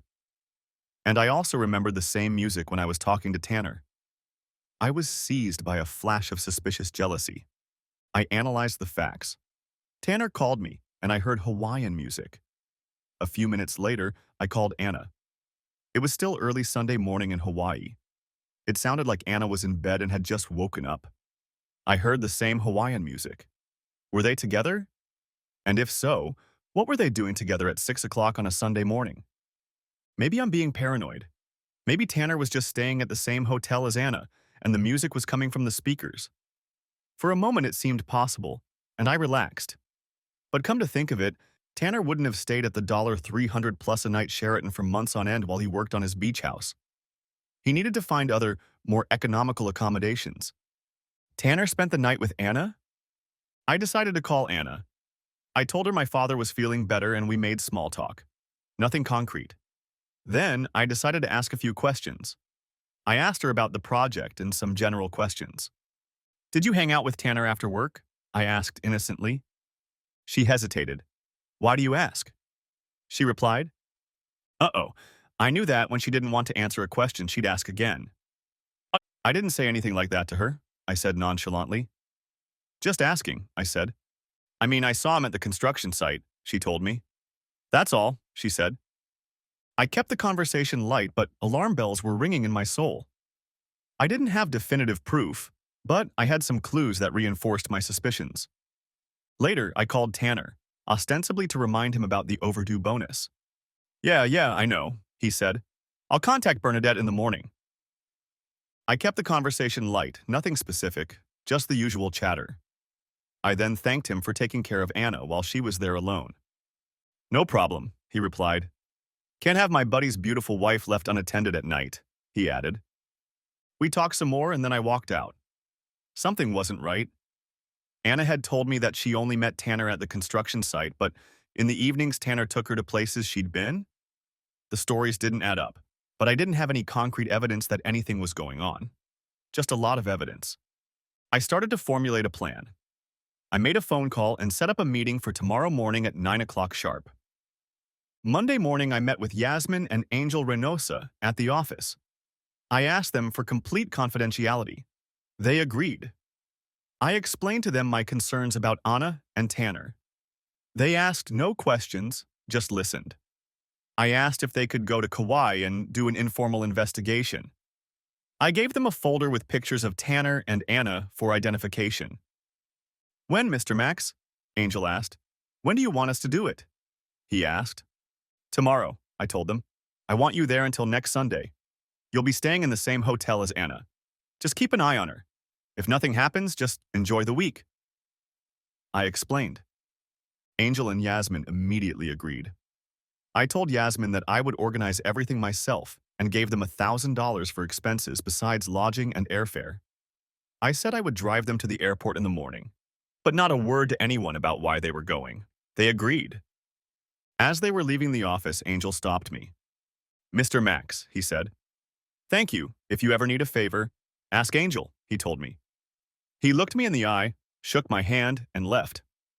Maybe I'm paranoid, but hearing Reynosa say that Anna and Tanner were innocent of everything my overly jealous imagination had conjured up cost me a few $1,000s. I continued to call Anna every day, but not once did I get the slightest hint from her that anything untoward had happened. I was starting to feel a little silly about my paranoia and sending Reynosa to spy. Thursday afternoon, I decided to head out to Tanner's almost completed project in wine country. He asked me to pick up one document from the county. As soon as I pulled up to the house, I got a call from Yasmin. I told them not to call unless there was something to report. I expected her to tell me everything was fine, but it wasn't. "Max," she began, "Angel took some pictures you need to see," she told me. I asked her to tell me, but all she kept repeating was, "You'll see the pictures." I heard my phone beeping from the messages I received.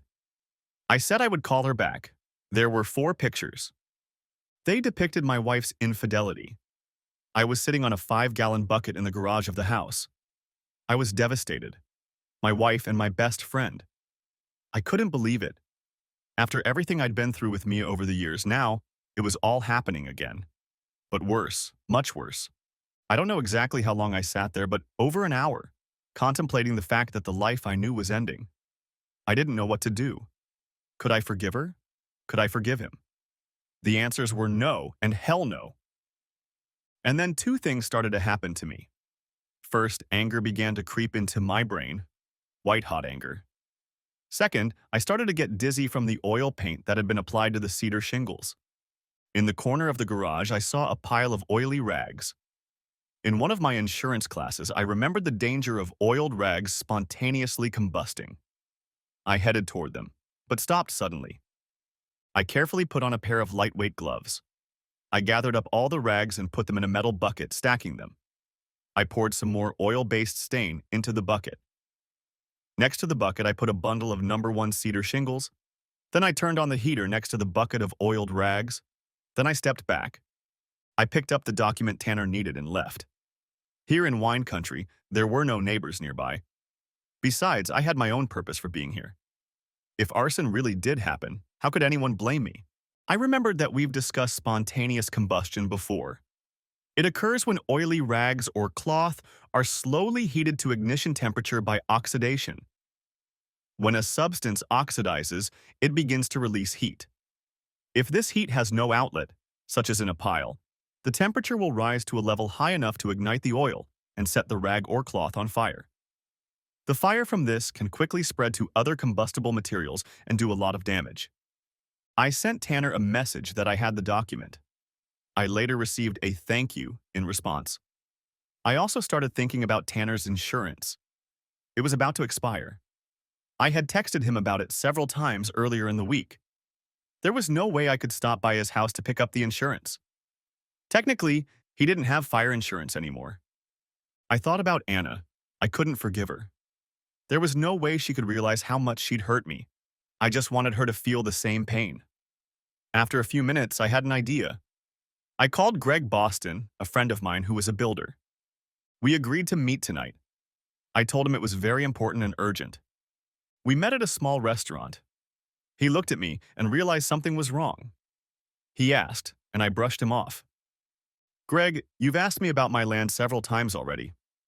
I told him, and he nodded. "I want to sell it, but I have a few conditions." I told him, "The most important one is that I want the house and garden cleared and cleaned in the next 3 days." He almost choked when he heard the schedule. 3 days, he whispered. "That's impossible," he told me. I told him that if it wasn't, I'd find someone who could do it. "Wait, Max, let me think about it," he said. After a while, he said he thought he could do it, but it would be complicated. We discussed the price and one other important condition. We had a gentleman's agreement. We shook hands and he said he would start work tomorrow. "Max, as a friend, I have to ask you what's going on," he said. "Greg," I said, We'll discuss it someday, but today is not that day. I told him. He nodded, and we both left. That night, my phone rang on the nightstand. Tanner? I didn't pick up the phone. When I woke up, I had an urgent voicemail from Tanner asking me to call him. I took my time. I flipped through the morning news. Fire in Yamhill County, 4 alarms. Wine country. No one was hurt, the house was empty, but it was completely destroyed. And then, on the way out, I called Tanner, and he answered in desperation. Max, the house we were finishing up burned down, he said. I need the money. When can we get compensation? He asked. Wait, I said. What house? I was becoming quite an actor. He started talking about the house, his cash flow that had merged with the house he was building for Winegrass on Kauai. He was in a panic, jumping from one topic to another. I wasn't sure I could help him, even if I wanted to, and I didn't want to. Tanner, I said calmly. Let me go to the office and look at things. We can talk later. Did you tell Bernadette to send a check for the bonus? I asked. What? He hissed. Didn't you get it? I think I asked her for it. Does it matter? He continued. I told him I'd look into it and disconnected. He was still talking when I hung up. I wasn't going to continue the conversation. Our friendship was over. Now it was up to me to deal with Anna. Over the next few days, I called Anna and tried my best to act normal. I think she sensed something was wrong, but she didn't say anything. I received some more pictures from Angel Reynosa. They only confirmed the previous pictures. Tanner kept calling. There was more and more desperation in each voicemail. Anna was due home on Monday, the day after tomorrow. I hadn't said anything to my parents yet. Dad didn't need the extra stress, and I needed Mom to focus on Dad. Greg Boston had several heavy equipment vehicles, graders, backhoes, tractors, preparing the land for development. I delivered several capsules and placed all of Anna's personal and business belongings in one. My stuff went into another. It was so strange driving up to my plot of land. The skyline was completely different. No house, no gardens. Anna's flight arrived around 6 o'clock on Monday evening. I picked her up in my arms and hugged her, but when she kissed me on the lips, I turned around and the kiss landed on my cheek. She threw a questioning look at me. I ignored it and asked how the flight went. On the way home, she realized something was wrong. For a few minutes, we talked about the fire. But after a short conversation, I changed the subject. I wasn't a bad actor, but this was a betrayal I couldn't disguise. I suggested we stop at a small bar on the way home. Max, I've been on the road for 6 hours. I just want to get home, she said. It'll only take a minute, I told her, and pulled into the bar. As we sat down at a table and had a glass each, she looked at me puzzled. What was so important we had to do to stop? She asked. I handed her the folder of photos Angel had sent me. I printed them out. When she opened them, she gasped. She moved her gaze from the pictures to me and back to the pictures again. Max, things aren't what they seem, she began. I hung out with Tanner for a while, but nothing much happened, she said. You have to believe me. I withheld one picture, a picture that clearly showed what they were doing. Did nothing really happen? I asked. She was sobbing. She was saying how sorry she was. She said things had gotten out of hand. Tanner was aggressive and persuasive. He made her feel young again. We can get through this. It'll never happen again. And so on and so on and so on. I had been waiting for this. Anna, I said with calm, controlled anger, I'm not sure you realize how deeply you've hurt me. I hope one day, and it will probably be very soon, you feel the same pain. I told her. Max, I'm really sorry, she sobbed. Can't we just go home and try to work things out? She pleaded. Yeah, I said, it's time to go home. And off we went. For the rest of the drive, I was silent. Anna sobbed and begged for forgiveness. I remained silent. I wondered at what point Anna would realize that things had changed. The wait wasn't long. Max? She asked as we got closer. What's going on? She saw heavy equipment and a house razed to the ground. She continued to stare into the twilight as if she couldn't believe what she was seeing. I remained silent, waiting for a reaction. Max. She turned her head between her changed appearances and looked at me. Where is everything? My house, my office, my gardens? Her voice rose. I've decided to develop this estate. I have a good offer for the land. I told her calmly. They are going to build 28 houses. I got a very good price. I think it will work out. I told her with false enthusiasm. You sold our house? What about my gardens, my business? She was furious. And then it hit her. What about my TV show? She howled. I shrugged, raising my palms to the sky in a oh well gesture. Anna walked through what had once been her garden. Pieces of once neatly planted shrubs and flowers mingled with the damp earth loosened by heavy machinery. For several minutes, she just stood still, contemplating the changed landscape. Did you do this to hurt me? She asked. She asked. She asked. She asked. Is this my punishment? She yelled at me. I remained silent. Answer me, asshole! She yelled, and then she collapsed into a sitting position, tears streaming down her cheeks. She was probably in as much pain as I was, and I felt absolutely no sympathy for her. Did I hurt you? I asked with exaggerated disbelief. We're married, and you're flying off to Hawaii while I take care of my sick father and have fun with my best friend. I told her. When I found out, I realized my life had changed. Forever. And that's when I decided to make other changes as well. Your stuff is in this capsule. I pointed to the closest one. And here are your car keys. I held out the keys to her. I need to get to my folks. You might have to stay with your family. I told her and started walking to my car. Max, she shouted. Well, this is it. You ruined my garden, ruined my career plans, and now you're just walking away? Is that all our marriage is worth? She asked. I turned to her and stared at her. Don't you dare question my commitment to our marriage, I told her. We'll talk about everything, but not today. And I left. The next morning at the office, I told Yasmin everything that had happened. She knew almost everything. I also told her that Tanner would be calling and for her to act as my gatekeeper. Yasmin also confirmed that we never received an insurance check from either Tanner or Texas Pacific. Their insurance was officially canceled last Monday, 3 days before the house fire in Wine Country. The Yamhill County Fire Marshal paid me a visit mid-morning. Somehow, probably through Tanner, he was informed that I had been at the house on Thursday, the day of the fire. I told him that yes, I was there. I was picking up papers at Tanner's request. He asked if I noticed anything. Did I smell anything? Did my appearance change? I replied that I had only been in this house once a few months ago, so I had nothing to compare it to. But no, I didn't notice anything out of the ordinary. I then asked if they had determined the cause of the fire. Nothing official yet, but, he said, it could have been a spontaneous combustion. I furrowed my eyebrows and looked at him with a confused expression. Spontaneous, what? I asked. He went on to explain the properties of spontaneous combustion. I nodded, asked a few curious questions, and then he walked away. That was the last I heard of the fire department. I asked Yasmin to handle Tanner's claims against Guarantor, the company we represent for property and liability insurance. I didn't want to be involved in this case. My anger at Anna was overshadowed only by my anger at Tanner. Tanner kept trying to call me on both my cell phone and my work phone. I was ignoring the cell phone, and Yasmin was rejecting calls from the office. He seemed to be getting more and more desperate.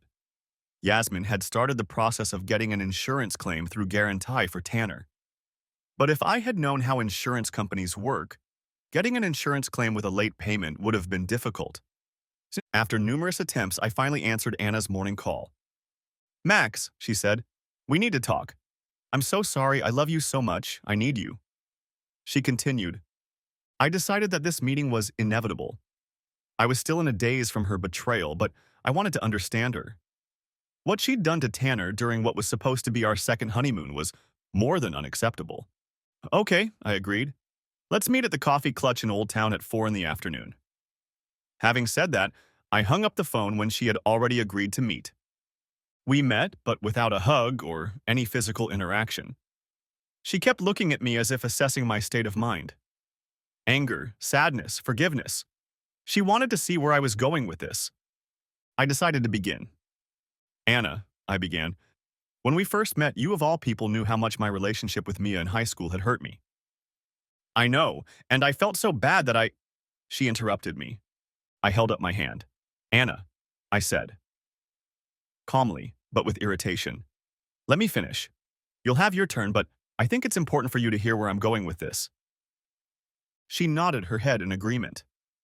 After Mia, I continued, I pretty much decided to live my life as a hardened bachelor. I went on dates, but nothing serious, but then you came along. You cheered me up. I thought you understood. I trusted you. I thought I was healed. And now this. You cheated not only on me, but on your ex-boyfriend, my best friend. I'd be very curious to know why. I told her. She took a few minutes to tell me how sorry she was and what a big mistake it was. I looked at her stone-faced, trying to find some forgiveness. Then she told me the story. She was excited about going to Hawaii, even though I wasn't there. She said the sounds, sights, and smells reminded her of how wonderful our honeymoon had been. She was in a good mood. Tanner picked her up at the small airport in Lihue. On the way to Kaloa, he drove her past a construction site. She said she was surprised at how little had been done. Nevertheless, Tanner remained optimistic about the progress. They reached the Sheraton Hotel, and Tanner insisted on taking her to dinner that night. He picked her up at 7 o'clock, and they went to a local establishment, Kyoki's Paradise.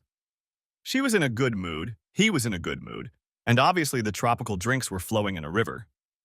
Tanner started talking about the good old days.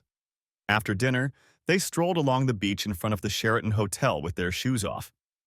Tanner continued to reminisce about their past relationship. Anna said she was tipsy, happy, and discussing her high school days with Tanner made her feel young. Tanner insisted on a late-night cocktail and asked her to show him her room. That night, he entertained her. Anna said she knew it was so wrong, but at the same time she thought, since I'll never know, it'll just be a fling. She put it out of her mind and never talked about it again. According to her, they kept in touch while she was on Kauai. Max, please don't ruin our lives over something as trivial as sex. He means nothing to me. Tanner means nothing to me. I'll do whatever you want me to do. Please, I'm begging you. Please at least think about it, she begged. I agreed to think about it. The next day, I served her with a divorce petition. The thing is, that night, after leaving Anna at Coffee Clutch, I did think about it. And the more I thought about it, the angrier I got. I finally realized that no matter what, I could never fully trust her again. I couldn't live like that. She called me, texted me, and finally came to the office when I didn't answer. She stormed into the office, angry at me for serving her. She said I promised to think about it. Why did I give up on our marriage? Do I have no compassion? Have I never made a mistake? And so on. I hardly spoke at all. Then she started talking about how I had ruined her business opportunities at CPL. Apparently, without her gardens, they were reviewing In the Garden with Anna. The gardens were supposed to be the backdrop. Without them, the appeal of the show was diminishing. My silence seemed to anger her. Then she claimed she was entitled to half of our property, including the house and land. Anna, that land is in a family trust. My Aunt Helen arranged it that way, I told her. But I took care of that property before you and I even started dating. I consulted with my attorney. You have no rights to this property or what is in the trust, I told her. Now, if you don't mind, I have some more work to finish up. With those words, I tilted the computer screen toward me and started working. She sat for a minute, got up, walked out, and slammed the door as she left. And it wasn't until 3 days later that Tanner showed up at my office. I thought he was still in Hawaii. I heard a noise in the reception area where Yasmin was sitting. Before I could investigate, Tanner burst into my office. Get out, I said to him, pointing to the exit. Max, give me a minute. I've earned it. I need to talk to you, not to...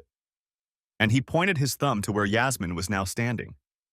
I was pissed, but I was also wondering what he would say about his financial situation and contact with Anna. I need you to settle this lawsuit, he told me with a desperation I'd never seen in Max before. I'm running out of time with the real estate in Hawaii. I need the money from the Wine Village house to finish the beach house. He spoke incoherently. I pondered his words. It sounded like he had mortgaged the Wine Village house to buy a lot on Kauai. Then he took out a mortgage on the Vine Country House to finish the country house. Then he mortgaged a lot on Kauai to get materials to build a house on the shore, or something like that. He ended up with a bunch of borrowed money, and he owed Sydney Winegrass a shore house. First of all, I told him, instead of spending time in Hawaii, you should have paid your insurance premium. Second of all, I don't control the claims. The guarantor decides if a claim is valid. I don't. I'm just an agent. Third, I doubt you'll be reimbursed. Your policy was canceled for lack of payment. Finally, get out of here. I never want to see you again. I told him. Max, he started, and really turned on the charm. Look, the deal with Anna was nothing. It was just for old time's sake. It didn't mean anything. She loves you. You're all she talks about. He was really pouring in. I interrupted him. Get out, I growled. Finally, he left. I thought about what he had done. I still couldn't keep track of all the loans and mortgages, but one thing I knew for sure. He was in deep shit with Sydney Winegrass, not the kind of man I wanted to have a bad relationship with. For the next week or two, life went on as usual. Greg Boston was turning Aunt Helen's old property into what was going to be a neighborhood at some point. My father was getting better too. Anna had gotten an attorney and our lawyers were handling the property, gradually unraveling the financial components of our marriage. The emotional component was like a dark cloud that engulfed me. When I was surrounded by other people, I tried to stay upbeat and positive. But when I was alone, it was very difficult. I had dark thoughts, mostly about Tanner and Anna. I decided to see a psychologist. Slowly, faint glimmers began to appear in my life, bringing me closer to positivity. One evening, a few weeks after my last encounter with Tanner, I met up with a couple of friends for drinks and food at a casual restaurant outside of town. Heading towards the dark parking lot, I began to think that maybe my life would become normal again. As I approached my car, I noticed several people near where I parked. Two large men seemed to be loitering near my car. A black Chrysler 300 with custom wheels was parked nearby. As I moved to get into the car, the two guys approached me. Hey, what? I said as each of them grabbed my arm. Hey, buddy, I heard. And when I turned around, I saw Michael Ameche walking towards me. Mr. Winegrass wants to talk to you, buddy, Ameche said. He can make an appointment for me in the morning. I'm done for the day, I replied to Ameche. With those words, I started struggling to free myself from the two thugs. Their grip was getting tighter and tighter. While I was squirming, Ameche's freak came up and punched me from behind in the face. For a moment, as blood flowed from my lip, I was stunned. Mr. Winegrass wants to see you, he informed me. Guys, put him in the back seat, he ordered the thugs. This wasn't real. I was being kidnapped. I was sure Winegrass was digging into his deal with Tanner and somehow thought I had something to do with it. I was sure I could explain my lack of involvement, but it all seemed so rude. I couldn't ignore the fear I was feeling. Our destination was an old building in an industrial part of downtown, not far from the docks. The place was deserted at this time of day. There were no interested observers to come to my aid. I was dragged into a dark basement. I noticed that the exit windows were boarded up. There was a musty odor and water dripped down the stone walls in places. Soon I noticed something else. Tanner was sitting on a wooden chair in the shade. He looked a little shabby and there was a look of desperation on his cloak-covered face. It was a far cry from the confidence he usually displayed. Ameche and one of the thugs left after I was duct taped to the same chair. One guy silently stayed with us in this gloomy dungeon. Soon, Ameche and the other asshole returned. Mr. Winegrass is delayed. He'll be here soon, Ameche told us. In the meantime, buddy, you and I have unfinished business. He looked at me intently. Remember when you messed up my leg? He asked. I remained silent. It's time for revenge, he told me. And with those words, Michael Ameche beat me as I sat tied to a chair. He punched me in the face over and over again. I knew I lost teeth and probably broke my nose. I may have passed out. My eyes turned into slits because of the swelling. He seemed to be taking great pleasure in what was happening. Fortunately, Ameche's cell phone rang. Mr. Winegrass is on his way, he said, wiping the blood off his hands with a rag. The three of them went upstairs to wait. Max, Tanner whispered to me. Winegrass needs the money. We have to stick together. I can find $500,000 to pay him off. Can you get $1 million? I think we can work out a deal, but we need to stick together. Okay, Max? With my injuries, it was hard to speak. At that moment, Ameche, the two thugs, and Sydney Winegrass came down the stairs. Winegrass was dressed in a tailored black suit, a white shirt, and a knotted red tie. Winegrass was thin, his dark hair slicked back over his forehead. In appearance, he resembled a lupine. Michael, Turn on the lights, he ordered. I want to see what I'm dealing with. Ameche quickly turned on the single overhead light. Winegrass, clasping his hands behind his back, walked around the basement, circling us and studying Tanner and me. Sid, Mr. Winegrass, Tanner began. As soon as I get the insurance money, I can pay you back. I need Max to approve it. He should have gotten a check from my office. He talked nonstop. So much for keeping us together. Putting his hands behind his back, Winegrass turned to us. Gentlemen, I am an honest businessman. I try to find a deal that satisfies all parties. I believe that's the best way to do business. Everyone gets his beak. He continued. But I never want to show weakness. When you, as a businessman, show weakness, your partners, your competitors, even those you thought were friends, will try to take advantage of you. I can't do business that way, he explained. So, Mr. Bishop, he turned to Tanner, we agreed that you would build me a beautiful home in Hawaii. I like the idea of a house in a tropical place. I give you the money. And you spend it on finishing some other house, and then that house burns down. And you tell me you don't have insurance? Is that true? He asks. Tanner rambles something about the insurance company, about how I was supposed to get a check and straighten everything out, and so on. In his desperation, he doesn't give it a second thought. Winegrass clapped his hands, calling for silence. Mr. Early, he nodded in my direction. As an insurance agent, you have a duty of care to your client, Mr. Bishop. Now he nodded toward Tanner. And Mr. Bishop claims it's your fault that he's uninsured. And now Mr. Bishop has filed for bankruptcy. And I don't have the tropical home I paid for. I ask you both, is that fair? He looks at Tanner and at me. Tanner immediately starts his story about how I should have picked up the check, that it wasn't his fault, and so on. I can see that Winegrass is starting to get angry. The more Tanner makes excuses, the angrier he gets. Finally, he turns to Ameche. Get rid of both of them. And heads for the stairs. Tanner loses his temper, resists, and makes excuses that it wasn't his fault. Winegrass continues toward the stairs, and the thugs head toward Tanner and me. Mr. Winegrass, I say. It's the first time I've spoken, and I'm having trouble getting the words out with my battered face. Can I ask you a question? He stops and partially turns to me. He nods as if to say, Go ahead. As a businessman, you have insured your assets, including your property, I suspect. I say. Winegrass doesn't answer but listens. I ask you, does your insurance agent come to your office to collect a check for the premium? Or do you yourself or someone in your office mail it when it's due? He looks at me. Tanner starts to interrupt, but is told to shut up. And one more question, I say.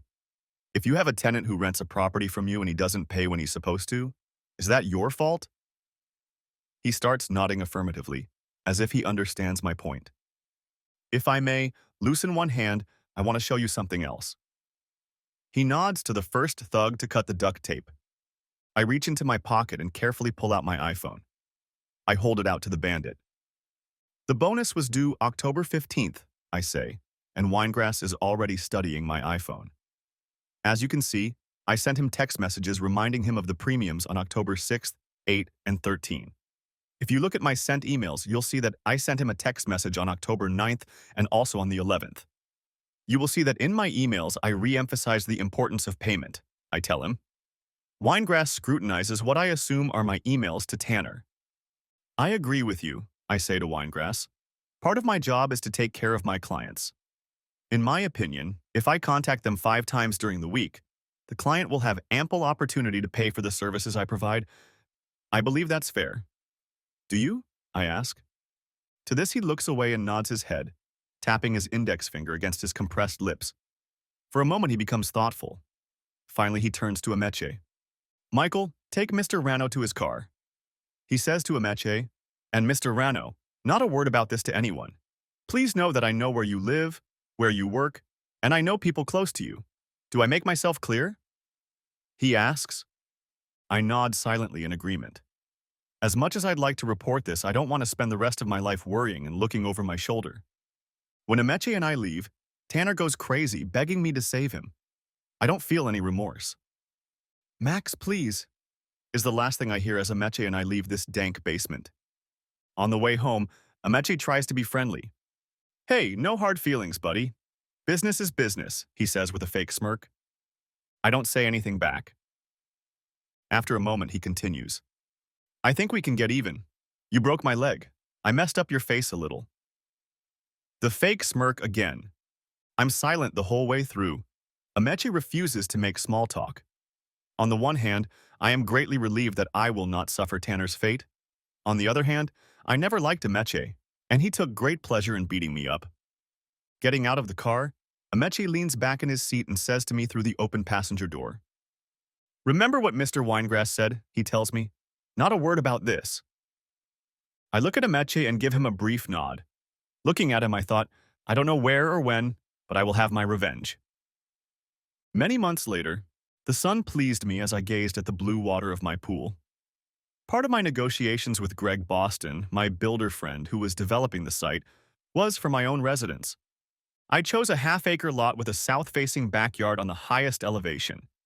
He designed a beautiful mid-century modern single-level home with a resort-like backyard and a lovely pool. The divorce was complicated.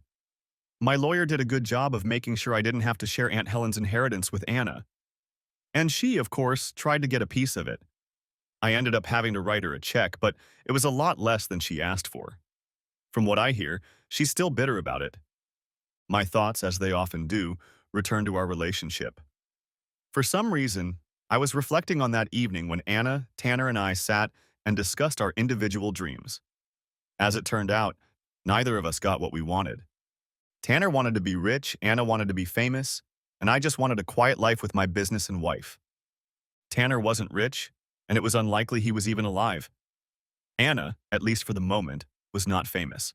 The opportunity to work with K-Pal was gone. One thing I remember from our reflections was that I said I would never be rich. I was wrong about that too. After selling real estate, I quickly became a multimillionaire. And of course, I didn't have the peaceful existence with my wife that I wanted at the time. It bothered me at times, but I had already come to terms with my bachelor life. At that moment, I looked up and saw my new topless girlfriend emerge from the far end of the pool. Water was running down her pointy nipples. I smiled. Max, young Brittany asked, can you put sunscreen on me? Yes, I smiled. I make a pretty good bachelor. Epilogue. The atmosphere in the ballroom was lively. Everyone was dressed in elaborate evening gowns. My companion, Kai, was stunning in a black miniskirt. There were dozens of round tables all around the hall. The annual Children's Charity Ball was one of the major social events of the year. At the far end of the hall, I saw Sydney Winegrass with an attractive woman who was at least 10 years younger than him. I decided to walk over to his table and shake his hand. He didn't recognize me at first.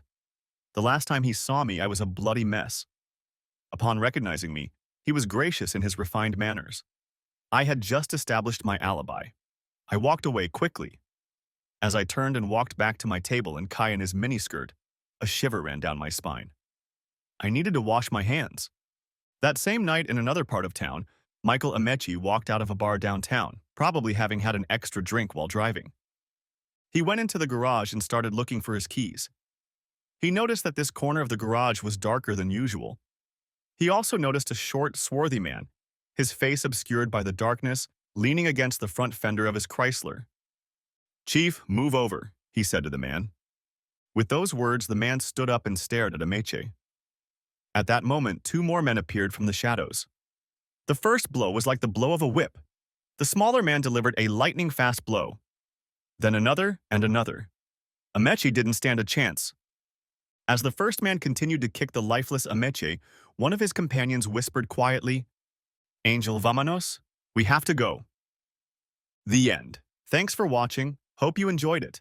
Subscribe to my channel and stay tuned for the next videos.